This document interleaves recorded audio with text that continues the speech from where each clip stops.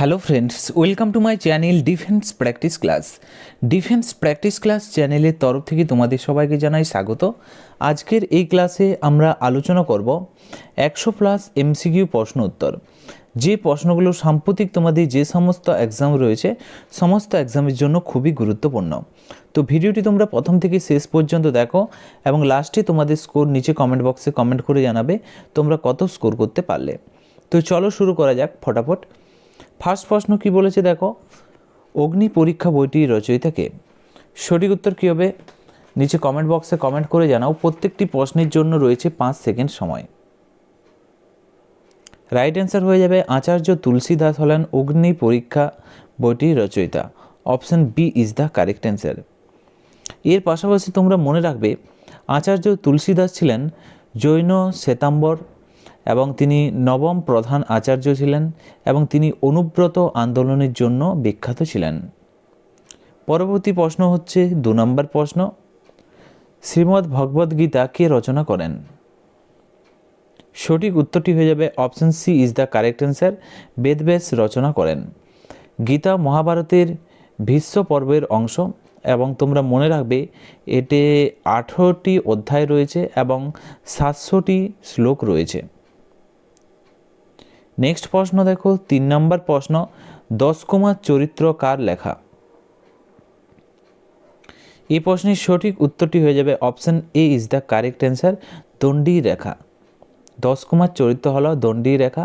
এটি একটি সংস্কৃত গদ্যকাব্য যেখানে 10 জন কুমার অর্থাৎ রাজপুত্রের অভিযানের গল্প বর্ণিত রয়েছে। নেক্সট প্রশ্ন দেখো 4 নম্বর প্রশ্ন, দায়ভাগ গ্রন্থটি কে রচনা করেন?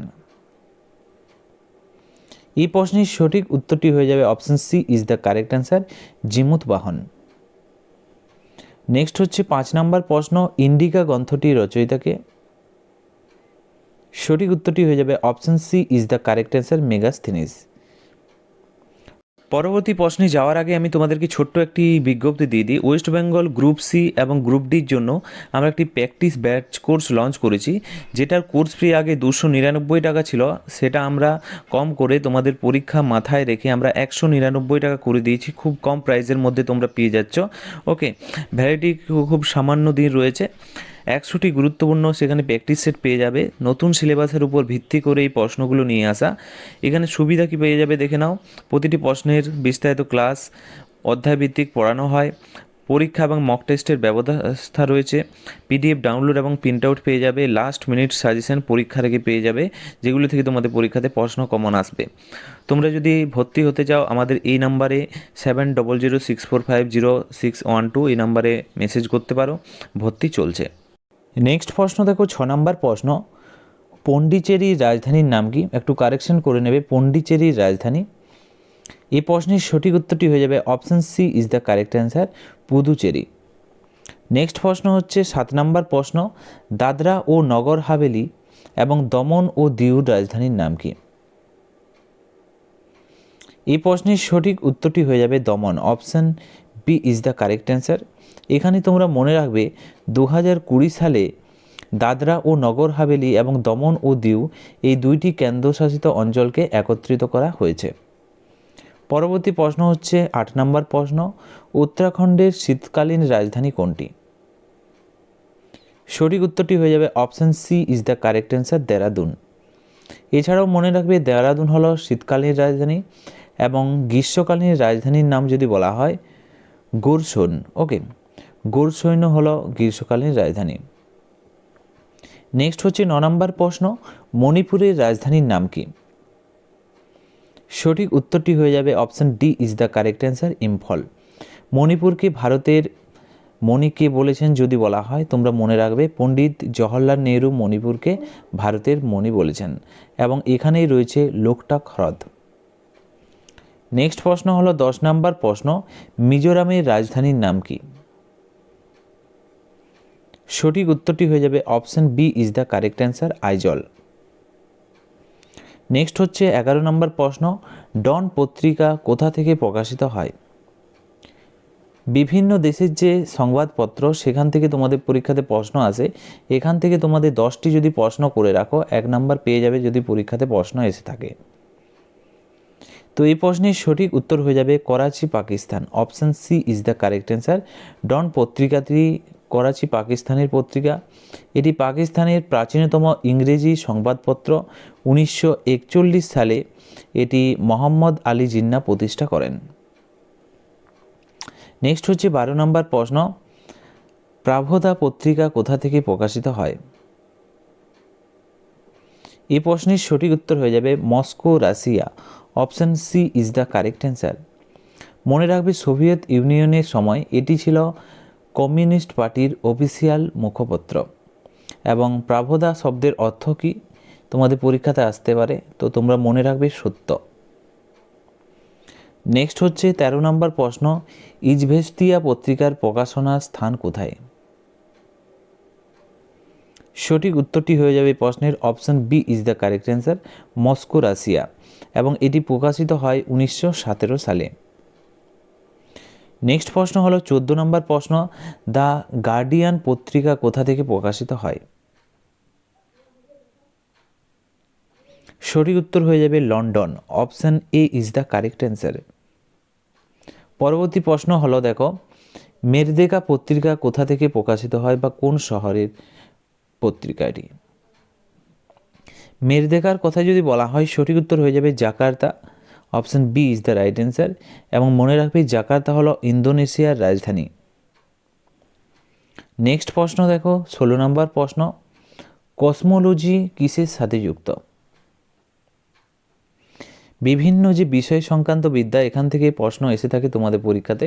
তোমরা যদি 10 থেকে 15টি প্রশ্ন করে থাকো, যদি পরীক্ষাতে আসে 1 থেকে 2 নম্বর মাস্ট পেয়ে যাবে। তোমরা আমাদের টেলিগ্রাম চ্যানেলে পেয়ে যাবে সমস্ত প্রশ্ন। তাছাড়াও আমাদের ব্যাচ কোর্সে যারা যুক্ত আছো সেখানে তো ডিটেলসে পেয়েই যাবে। এখানে সঠিক উত্তরটি হয়ে যাবে option A is the correct answer. মহাকাশ বা বিশ্ব ব্রহ্মাণ্ড সংক্রান্ত বিদ্যাকে বলা হয় কসমোলজি বলা হয়।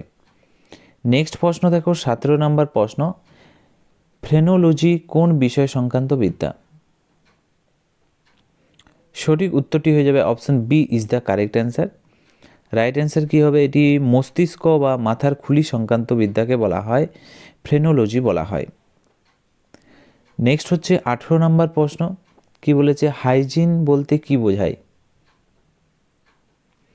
সঠিক উত্তর হয়ে যাবে স্বাস্থ্য এবং পরিচ্ছন্নতা সংক্রান্ত বিদ্যাকে বলা হয়। নেক্সট হচ্ছে 19 নম্বর প্রশ্ন, লেক্সিকোগ্রাফি কিসের সাথে সম্পর্কিত? এই প্রশ্নের সঠিক উত্তরটি হয়ে যাবে অভিধান সংক্রান্ত বিদ্যাকে বলা হয় lexicography. Option B is the correct answer. যিনি অভিধান রচনা বা সংকলন করেন তাকে বলা হয় লেক্সিকোগ্রাফি বলা হয়। নেক্সট প্রশ্ন হচ্ছে 20 নম্বর প্রশ্ন, এন্টোমোলজি কোন বিষয় সংক্রান্ত পড়াশোনা? এন্টোমোলজি যদি বলা হয় সঠিক উত্তর হয়ে যাবে কীট পতঙ্গ সংক্রান্ত বিদ্যাকে বলা হয় এন্টোমোলজি বলা হয়। এটি প্রাণীবিজ্ঞানী জুলজির একটি শাখা। পৃথিবীতে প্রায় তোমরা মনে রাখবে 1.3 মিলিয়নের বেশি পতঙ্গর প্রজাতি রয়েছে। নেক্সট হচ্ছে 21 নম্বর প্রশ্ন, অ্যাঙ্গুলার মুদ্রার নাম কি? এই প্রশ্নের সঠিক উত্তরটি হয়ে যাবে কাওয়াঞ্জা। মনে রাখবে সঠিক উত্তর হয়ে যাবে কাওয়াঞ্জা। বিভিন্ন দেশের যে মুদ্রা, এখান থেকেও তোমাদের পরীক্ষাতে প্রশ্ন আসে। 25টি প্রশ্ন করে থাকলেই যথেষ্ট এখান থেকে, বিভিন্ন দেশের যে মুদ্রা সংক্রান্ত। নেক্সট হচ্ছে 22 নম্বর প্রশ্ন, ব্রাজিলের বর্তমান মুদ্রার নাম কি? সঠিক উত্তর হয়ে যাবে riyal. Option B is the correct answer. মনে রাখবে তোমরা 1998 সাল থেকে ব্রাজিলের মুদ্রা রিয়াল প্রচলিত। নেক্সট প্রশ্ন হচ্ছে 23 নম্বর প্রশ্ন, কোরিয়ার মুদ্রার নাম কি? কোরিয়ার মুদ্রার নাম সঠিক উত্তর হয়ে যাবে option C is the correct answer. উত্তর কোরিয়া বা দক্ষিণ কোরিয়ার কথা যদি বলা হয়, উভয়ের এই মুদ্রার নাম হচ্ছে ওন। নেক্সট প্রশ্ন দেখো 24 নম্বর প্রশ্ন, পোল্যান্ডের মুদ্রার নাম কি? এই প্রশ্নের সঠিক উত্তরটি হয়ে যাবে অপশান এ জলটি। পরবর্তী প্রশ্ন হলো 25 নম্বর প্রশ্ন, মায়ানমারের মুদ্রার নাম কি? সঠিক উত্তরটি হয়ে যাবে option C is the correct answer kyat হলো মায়ানমারের মুদ্রার নাম। এবং তোমরা মনে রাখবে মায়ানমারের পূর্ব নাম কি, তোমাদের পরীক্ষাতে আসে বার্মা হলো পূর্ব নাম। এবং রাজধানীর কথা যদি বলা হয় নেপিডো, নেপিডো হলো রাজধানীর নাম। নেক্সট হচ্ছে 26 নম্বর প্রশ্ন, মার্কিন যুক্তরাষ্ট্রের জাতীয় প্রতীক কোনটি? তো ন্যাশনাল সিম্বল বা জাতীয় প্রতীক সংক্রান্ত প্রশ্ন তোমাদের পরীক্ষাতে আসে। তো এগুলো কিছু কিছু মনে রাখবে যেগুলো তোমাদের পরীক্ষাতে এসে থাকে।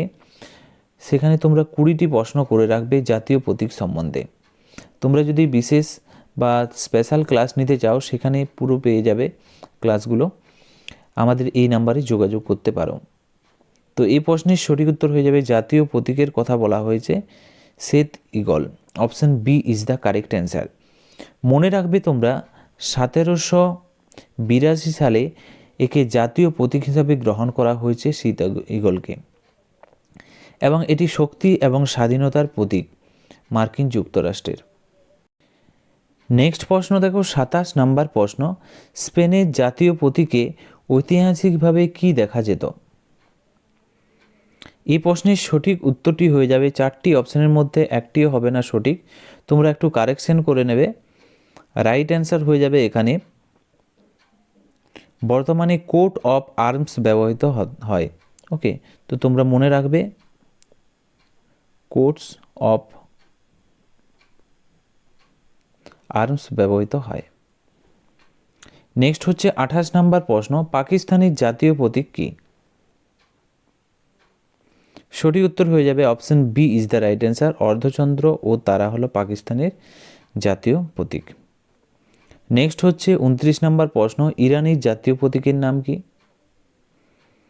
সঠিক উত্তরটি হয়ে যাবে Allah, option C is the correct answer. তো তোমরা মনে রাখবে এটি হচ্ছে ইরানের লোগো এবং 1980 সালের পর থেকে এটি ব্যবহৃত হচ্ছে। নেক্সট দেখো 30 নম্বর প্রশ্ন কি বলছে, কানাডার জাতীয় প্রতীক কি? কানাডার জাতীয় প্রতীকের কথা যদি বলা হয় তো তোমরা মনে রাখবে ম্যাপল পাতা, option C is the correct answer. কানাডার পতাকায় লাল ম্যাপল পাতা থাকে। নেক্সট প্রশ্ন হচ্ছে 31 নম্বর প্রশ্ন, জার্মানির জাতীয় ফুল কোনটি? সঠিক উত্তর কী হবে? 4টি অপশন রয়েছে এখানে। জার্মানির জাতীয় ফুল রাইট অ্যান্সার হয়ে যাবে cornflower, option C is the correct answer. Next প্রশ্ন দেখো 32 নম্বর প্রশ্ন, যুক্তরাষ্ট্রের জাতীয় ফুল কোনটি? 32 নম্বর প্রশ্নের সঠিক উত্তর হয়ে যাবে Tudor rose, option A is the correct answer. Okay, পরবর্তী প্রশ্ন হলো 33 নম্বর প্রশ্ন, ফ্রান্সের জাতীয় ফুল কোনটি? সঠিক উত্তরটি হয়ে যাবে iris, option A is the correct answer, যাকে লিলি বলা হয়। এটি ফরাসি রাজতন্ত্রের ঐতিহাসিক প্রতীক হিসাবে পরিচিত। নেক্সট হচ্ছে 34 নম্বর প্রশ্ন, স্পেনের জাতীয় ফুল কোনটি? সঠিক উত্তরটি হয়ে যাবে লাল কার্নেস, সঠিক উত্তর হয়ে যাবে অপশন বি লাল কার্নেশন হলো স্পেনের জাতীয় ফুলের নাম। নেক্সট হচ্ছে 35 নম্বর প্রশ্ন, আয়ারল্যান্ডের জাতীয় প্রতীক বা ফুল কোনটি? সঠিক উত্তর হয়ে যাবে shamrock, option A is the correct answer. Next হচ্ছে 36 নম্বর প্রশ্ন, 17তম প্যারালাল লাইন কোন দুইটি দেশের মধ্যে ছিল? বিভিন্ন দেশের যে আন্তর্জাতিক সীমারেখা সেগুলোর থেকেও তোমাদের পরীক্ষাতে প্রশ্ন আসে। অলরেডি আমি তোমাদেরকে ভিডিও বানিয়ে দিয়েছি, টেলিগ্রাম চ্যানেলে রয়েছে। তাছাড়াও আমাদের পেড কোর্সে রয়েছে ক্লাস, তোমরা পেয়ে যাবে। তোমরা পেড কোর্সে যারা যুক্ত হয়ে গেছো অবশ্যই সেখানে তোমরা পেয়ে যাবে। রাইট অ্যান্সার হয়ে যাবে প্রশ্নের 36 নম্বর প্রশ্নের option B is the right answer, উত্তর ও দক্ষিণ ভিয়েতনাম। নেক্সট প্রশ্ন দেখো 37 নম্বর প্রশ্ন, 24তম প্যারালাল কোন সীমান্তে অবস্থিত? সঠিক উত্তরটি হয়ে যাবে option B is the correct answer, Bharat Pakistan, option B সঠিক উত্তর হয়ে যাবে এখানে। নেক্সট প্রশ্ন হচ্ছে 38 নম্বর প্রশ্ন, 38তম প্যারালাল লাইন কোন দুইটি দেশকে বিভক্ত করেছে? সঠিক উত্তরটি হয়ে যাবে উত্তর ও দক্ষিণ কোরিয়াকে পৃথক করেছে, option B is the correct answer. Next হচ্ছে 39 নম্বর প্রশ্ন, সিগফ্রিড লাইন কোন দুইটি দেশের মধ্যে অবস্থিত? সঠিক উত্তর হয়ে যাবে জার্মানি ও France. Option B is the correct answer. এখানে তোমরা মনে রাখবে দ্বিতীয় বিশ্বযুদ্ধের আগে জার্মানি তাদের সুরক্ষার জন্য ফ্রান্স সীমান্তে এই লাইনটি তৈরি করেছিলেন। নেক্সট প্রশ্ন হচ্ছে 40 নম্বর প্রশ্ন, র্যাডক্লিফ লাইন কোন দুটি দেশের মধ্যে অবস্থিত? সঠিক উত্তরটি হয়ে যাবে option C is the correct answer, Bharat ও পাকিস্তান। এখানে তোমরা মনে রাখবে 1947 সালে স্যার সিরাল র্যাডক্লিফ ভারত ও পাকিস্তান, বর্তমানে বাংলাদেশ নামে পরিচিত, সীমান্তকে নির্ধারণ করেছিলেন। নেক্সট হচ্ছে 41 নম্বর প্রশ্ন, ক্যান্ডিস ফ্লুইড এর সংকেত কী? বিভিন্ন মৌলের যে রাসায়নিক সংকেত, এখান থেকে তোমাদের পরীক্ষাতে অবশ্যই প্রশ্ন আসে। তো তোমরা মনে রাখবে তোমাদের এখানে 30টি প্রশ্ন করে রাখলেই যথেষ্ট। 30টি যদি প্রশ্ন করে রাখো, একটি প্রশ্ন মাস্ট পেয়ে যাবে। ক্যান্ডিস ফ্লুইডের যদি কথা বলা হয়, সঠিক উত্তর হয়ে যাবে রাসায়নিক সংকেত হচ্ছে KMnO4। Option B is the right answer.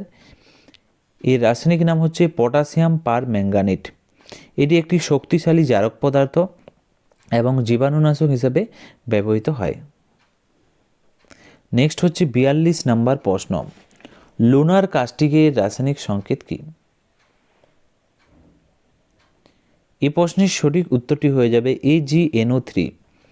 AgNO3 এটি কি? এটি হচ্ছে সিলভার নাইট্রেট। কাকে বলা হয়? সিলভার নাইট্রেটকে বলা হয় AgNO3। মনে রাখবে ভোটের সময় হাতে যে কালি দেওয়া হয় তাতে সিলভার নাইট্রেট যুক্ত থাকে এবং আলোতে এটি কালো হয়ে যায়। নেক্সট হচ্ছে 43, কাস্টিক পটাশের সংকেত কী? সঠিক উত্তর হয়ে যাবে KOH হলো কাস্টিক পটাশের সংকেত। Option B is the correct answer. মনে রাখবে KOH এটি হচ্ছে পটাশিয়াম হাইড্রোক্সাইড বলা হয়। এটি নরম সাবান এবং বায়োডিজেল তৈরিতে ব্যবহৃত করা হয়। 44 নম্বর প্রশ্ন, সোডা অ্যাশ এর রাসায়নিক নাম কি? সঠিক উত্তর হয়ে যাবে Na2CO3 হচ্ছে সোডা অ্যাশের রাসায়নিক সংকেত। Option B is the correct answer. এবং মনে রাখবে এটি হচ্ছে sodium carbonate. Option B is the correct answer. এটি কিসে ব্যবহৃত হয়? এটি কাঁচ বা কাগজ বা সাবান শিল্পে কাঁচামাল হিসাবে ব্যবহৃত হয়। নেক্সট দেখো 45 নম্বর প্রশ্ন, বেকিং পাউডারের সংকেত কী? সঠিক উত্তর হয়ে যাবে baking powder NaHCO3। Option B is the correct answer, sodium bicarbonate. এর সাথে টার্টারিক অ্যাসিড মেশানো থাকে, তোমরা মনে রাখবে, এবং এটি কেক বা পাউরুটি ফোড়াতে সাহায্য করে কার্বন ডাই অক্সাইড তৈরি হয়। নেক্সট হচ্ছে 46 নম্বর প্রশ্ন, মার্কিন যুক্তরাষ্ট্রের সংসদের নাম কি? তো এখন আমরা আলোচনা করব বিভিন্ন দেশের সংসদ। এখানেও তোমাদের 20টি প্রশ্ন মুখস্থ করে রাখলেই যথেষ্ট। রাইট অ্যান্সার হয়ে যাবে Congress. Option B is the correct answer. তো তোমরা মনে রাখবে মার্কিন যুক্তরাষ্ট্র এরও 2টি কক্ষ রয়েছে, হাউস অফ রিপ্রেজেন্টেটিভ নিম্নকক্ষ এবং সেনেট যেটি উচ্চকক্ষ।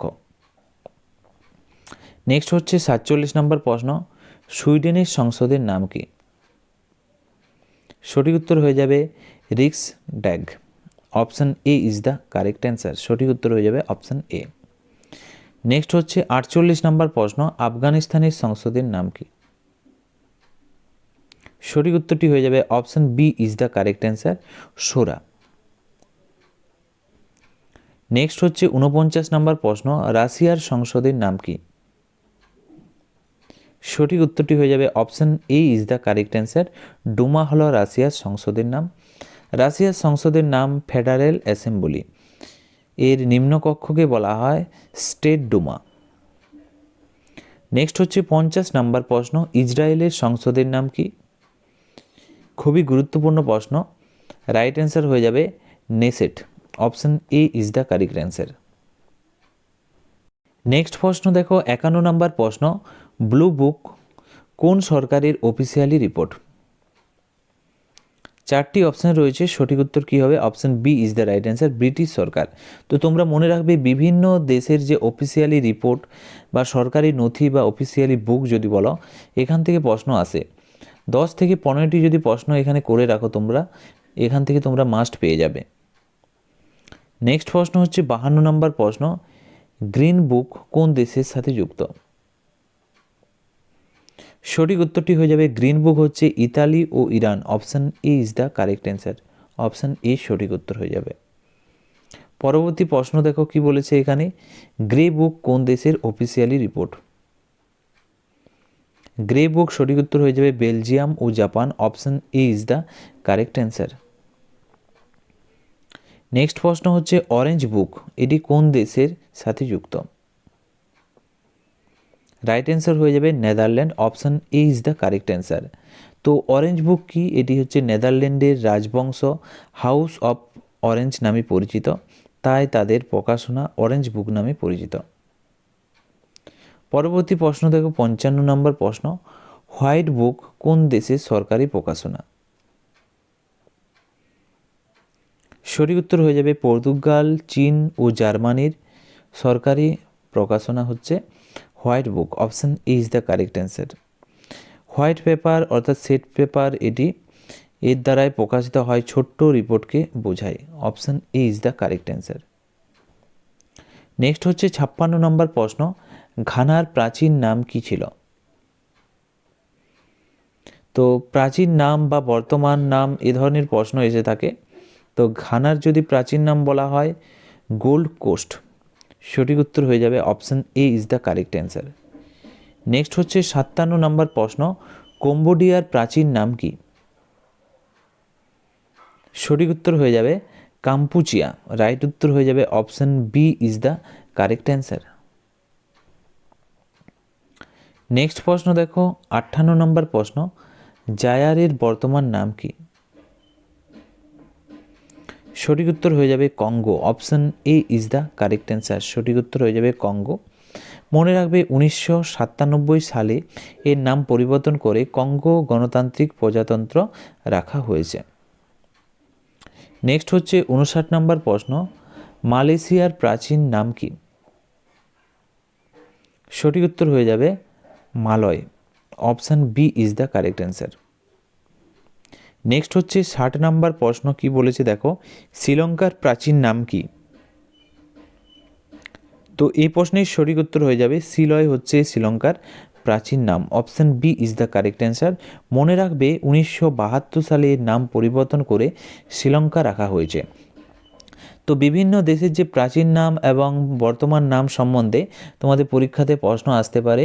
15 থেকে 20টি প্রশ্ন তোমরা পড়ে রাখবে, গুরুত্বপূর্ণ যে প্রশ্নগুলো, আশা করি এখান থেকেই তোমরা পেয়ে যাবে।